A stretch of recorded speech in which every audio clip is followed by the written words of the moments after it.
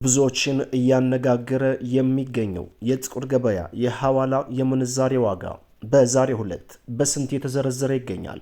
ጨመረ ወይንስ ቀነሰ? ከባንክና ከጥቁር ገበያ የትኛው ከፍተኛ ዋጋ እየሰጠ ይገኛል? በኢትዮጵያ ካሉ ባንኮች መካከል ከፍተኛውን ዋጋ የሚሰጠው ባንክ የትኛው ባንክ ነው? አሰላሙ አለይኩም ወራህመቱላሂ ወበረካቱ።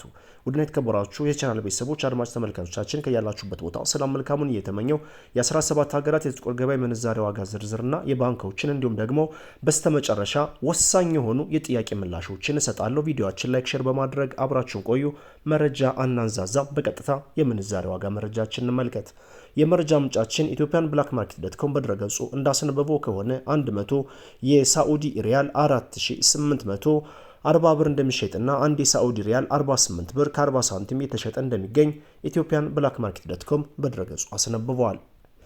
በንግድ ባንክ አንድ የሳዑዲ ሪያል 42 ብር ከ35፣ በአቢሲኒያ ባንክ አንድ የሳዑዲ ሪያል 44 ብር ከ70፣ እንዲሁም በዳሽን ባንክ 45 ብር ከ25 እና በተመሳሳይ በሂጅራ ባንክ 45 ብር ከ25 ሳንቲም እየዘረዘሩ ይገኛሉ። የሳዑዲ ሪያልን በተመለከተ ከፍተኛ ዋጋ የሚሰጠው ባንክ ሂጅራ ባንክና ዳሽን ባንክ ተመሳሳይ ምንዛሬ እየሰጡ ይገኛሉ። የት ሀገር ሆናችሁ እየተከታተላችሁ ትገኛላችሁ? ባህሬን፣ ኳታር፣ ኩዌት፣ ኢማራት፣ ሳዑዲ ወይንስ አሜሪካን፣ ካናዳን? የት ሀገር? አውሮፓ ወይንስ አፍሪካ ሀገር ወይንስ ኢትዮጵያ ሆናችሁ እየተከታተላችሁ ትገኛላችሁ? ብዙ ተከታታይ ያለበትን ሀገር በቀዳሚነት አስደምጣለሁ። ዛሬ የሳዑዲን አስቀድመናል። በመቀጠል የአሜሪካን ዶላር እናያለን። 100 የአሜሪካን ዶላር 18138 የኢትዮጵያ ብር እንደሚሸጥና አንድ የአሜሪካን ዶላር 181 ብር ከ38 ሳንቲም እየተሸጠ እንደሚገኝ የወጣው መረጃ ያሳያል። የንግድ ባንክ አንድ የአሜሪካን ዶላር 159 ከ03፣ እንዲሁም በአቢሲኒያ ባንክ 160 ከ24፣ በዳሽን ባንክ 159 ከ80፣ ከፍተኛ ዋጋ የሚሰጠው ባንክ አባይ ባንክ 163 ብር ከ07 ሳንቲም እየዘረዘረ ይገኛል። በመቀጠል የምናየው ዩሮን በተመለከተ ነው። 100 ዩሮ 20670 የኢትዮጵያ ብር እንደሚሸጥና 1 ዩሮ 206 ብር ከ70 ሳንቲም እየተሸጠ እንደሚገኝ ከጥቁር ገበያ ድረገጽ ላይ ያገኘነው መረጃ ያሳያል። በንግድ ባንክ 182 ከ10፣ እንዲሁም በአቢሲኒያ ባንክ 187፣ በዳሽን ባንክ 187 ከ24 እና ከፍተኛ ዋጋ የሚሰጠው ባንክ ሂጅራ ባንክ 188 ከ18 ሳንቲም እየዘረዘረ ይገኛል። በመቀጠል የኢማራቶችን ዲርሃም እናያለን። 100 የኢማራቶች ዲርሃም ወቅታዊና ዕለታዊ የጥቁር ገበያ መረጃ እንደሚያሳየው ከሆነ 4945 ብር እንደሚሸጥና አንድ የኢማራቶች ዲርሃም 49 ብር ከ45 ሳንቲም በመሸጥ ላይ ይገኛል። በንግድ ባንክ አንድ የኢማራቶች ዲርሃም 43 ብር ከ30፣ በአቢሲኒያ ባንክ 44 ብር ከ70፣ እንዲሁም በዳሽን ባንክ 46 ብር ከ19 እና ከፍተኛ ዋጋ የሚሰጠው ባንክ ሂጅራ ባንክ 47 ብር ከ16 ሳንቲም እየዘረዘረ ይገኛል። በመቀጠል ካናዳን ዶላር እናያለን። 100 ካናዳን ዶላር ወቅታዊና ዕለታዊ የጥቁር ገበያ መረጃ እንደሚያሳየው ከሆነ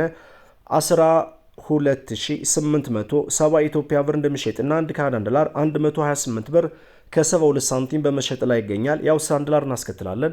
100 የአውስትራሊያን ዶላር 12668 የኢትዮጵያ ብር እንደሚሸጥና አንድ የአውስትራሊያን ዶላር 126 ብር ከ68 ሳንቲም በመሸጥ ላይ ይገኛል። ቀጣዩን ተረኛ የሚይዘው ኩዌት ዲናርን በተመለከተ ነው። 100 የኩዌት ዲናር 58610 ብር እንደሚሸጥና አንድ የኩዌት ዲናር 586 ብር ከ11 ሳንቲም በመሸጥ ላይ ይገኛል። ቀጣዩን ተረኛ የሚይዘው የኳታር ሪያልን በተመለከተ ነው። 100 የኳታር ሪያል 4818 ብር እንደሚሸጥና አንድ ኳታር ሪያል 48 ብር ከ18 ሳንቲም በመሸጥ ላይ ይገኛል። ቀጣዩን ተረኛ የሚይዘው ቻይና ዩሃን በተመለከተ ነው።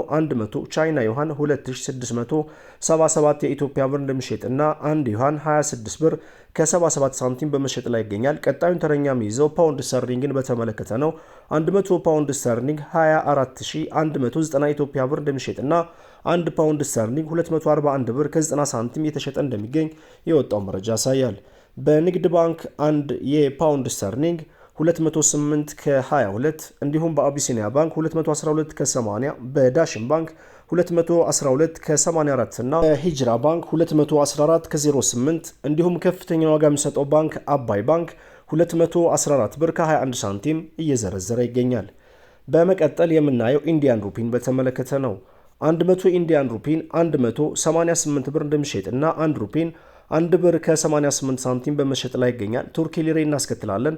100 ቱርኪ ሊሬ 383 ብር እንደሚሸጥና 1 ሊሬ 3 ብር ከ83 ሳንቲም በመሸጥ ላይ ይገኛል። ቀጣዩን ተረኛ የሚይዘው የስዊዝ ፍራንክን በተመለከተ ነው። 100 የስዊዝ ፍራንክ ወቅታዊና ዕለታዊ የጥቁር ገበያ መረጃ እንደሚያሳየው ከሆነ 22190 ኢትዮጵያ ብር እንደሚሸጥና አንድ የስዊዝ ፍራንክ 221 ብር ከ91 ሳንቲም እየተሸጠ ይገኛል። በንግድ ባንክ አንድ የስዊዝ ፍራንክ 191 ከ37፣ በአቢሲኒያ ባንክ 197 ከ65 እንዲሁም በአባይ ባንክ 198 ብር ከ03 እና ከፍተኛ ዋጋ የሚሰጠው ባንክ ዳሽን ባንክ 204 ብር ከ48 ሳንቲም እየዘረዘረ ይገኛል። ቀጣዩን ተረኛ የሚይዘው የባህሪን ዲናርን በተመለከተ ነው። 100 ባህሪን ዲናር 48100 ብር እንደሚሸጥና አንድ ባህሪን ዲናር 481 ብር ከ01 ሳንቲም በመሸጥ ላይ ይገኛል። ቀጣዩን ተረኛ የሚይዘው ጆርዳን ዲናርን በተመለከተ ነው። 100 የጆርዳን ዲናር 25605 ብር እንደሚሸጥና አንድ ጆርዳን ዲናር 256 ብር ከ05 ሳንቲም በመሸጥ ላይ ይገኛል። በስተመጨረሻ የኦማን ሪያል እናያለን። 100 የኦማን ሪያል 47202 የኢትዮጵያ ብር እንደሚሸጥና አንድ የኦማን ሪያል 472 ብር ከ02 ሳንቲም እየተሸጠ እንደሚገኝ ከጥቁር ገበያ ድረገጽ ላይ ያገኘነው መረጃ ያሳያል። የቀረ ሀገር አለ። የሳውዝ አፍሪካን ራንድ ረስቻለሁ፣ ይቅርታም። 100 የሳውዝ አፍሪካን ራንድ 1031 የኢትዮጵያ ብር እንደሚሸጥና አንድ የሳውዝ አፍሪካን ራንድ 10 ብር ከ31 ሳንቲም በመሸጥ ላይ ይገኛል። በስተመጨረሻ የጥያቄያችሁን ምላሽ እሰጣለሁ።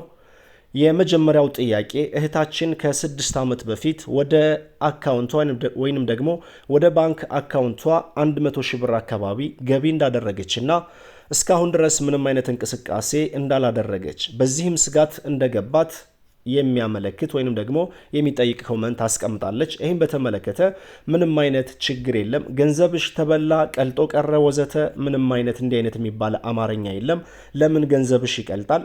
እንኳንስ 6 ዓመት ለምን 16 ዓመት አይሆነውም? ዋናው ነገር አንቺ ማሟላት ያለብሽን ዶክመንት ማቅረብ ይኖርብሻል። ለምሳሌ ሙሉ ስምሽ ከባንክ አካውንትሽ ጋራ ተመሳሳይ የሆነ ስም፣ መታወቂያ ወይንም ደግሞ ሰነድ እንዲሁም ደግሞ የባንክ ቡክ ካለሽ የባንክ ቡክ እንዲሁም ደግሞ ፊርማሽን መርሳት የለብሽም። ማለትም የዛኔ የባንክ አካውንት በምትከፍቺ ሰዓት የተጠቀምሽበትን ፊርማ መርሳት የለብሽም። የባንክ አካውንት ቁጥርሽንም መርሳት የለብሽም። ከዛ ውጪ አንቺን ብቻ ሳይሆን ሁላችሁም የዛሬ 5 ዓመት 6 ዓመት 10 ዓመትም ቢሆን ገንዘብ ያስቀመጣችሁ ማሟላት የሚገባችሁን መስፈርት አሟልታችሁ ሀገር ቤት ስትመጡ ናሽናል አይዲ ያወጣችሁ ከናሽናል አይዲ ጋር በማጣመር ገንዘባችሁን ማንቀሳቀስ ትችላላችሁ። አብሽሩ። ምንም የሚቀልጥ ነገር የለም።